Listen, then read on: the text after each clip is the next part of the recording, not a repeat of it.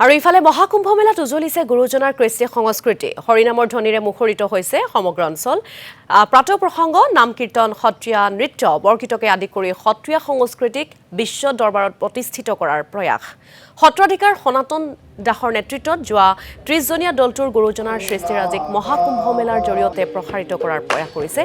আৰু উপস্থিত থাকে অসম সত্ৰ মহাসভাৰ গুৱাহাটী মহানগৰ জিলা সমিতিৰ সম্পাদক কমল কুমাৰ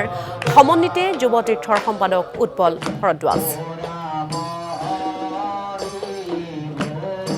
হয় এবাৰ আমাৰ কাৰণে খুব সৌভাগ্য কিয়নো আমি এই মহাকুম্ভ মেলাত উত্তৰ পূৰ্বাঞ্চলৰ হৈ আমি প্ৰাগজ্যোতিষ ক্ষেত্ৰত অংশগ্ৰহণ কৰিবলৈ আমাৰ সৌভাগ্য মিলিছে ইয়াত আমি আহি দেখিলো যে এটা সমন্বয় যি ভাতৃত্ববোধৰ সম্প্ৰীতি এটা সনাতন ধৰ্মৰ মানে এটা বীজ ইয়াতে সুন্দৰভাৱে ৰোপণ কৰা দেখা গৈছে আৰু এই ক্ষেত্ৰত আমি দেখিছো আমাৰ উত্তৰ প্ৰদেশৰ প্ৰধানমন্ত্ৰী যোগী আদিত্যনাথৰ যথেষ্ট অৰিহণা আছে আৰু লগতে আমাৰ ভাৰতৰ প্ৰধানমন্ত্ৰী গৰাকী প্ৰশংসা কৰিব লাগিব আৰু আমি এই প্ৰাগজ্যোতিষ ক্ষেত্ৰত আমি আহি আমি যিটো মানে আতিথ্য আমি পাইছো সঁচাকৈ ভৰসী প্ৰশংসা কৰিব লাগিব আৰু এই ক্ষেত্ৰত আমাৰ এই আশ্ৰমৰ গুৰুজী কেশৱ দাসৰ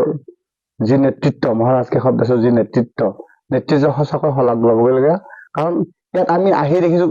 ইমান সুন্দৰ পৰিৱেশ চাফ চিকুণ থকা লোৱা খোৱা লোৱা এনেকুৱা এটা সুব্যৱস্থা হয়তো প্ৰয়াগৰাজৰ কোনো এটা ক্ষেত্ৰতে আমি দ্বিতীয়টো দেখিবলৈ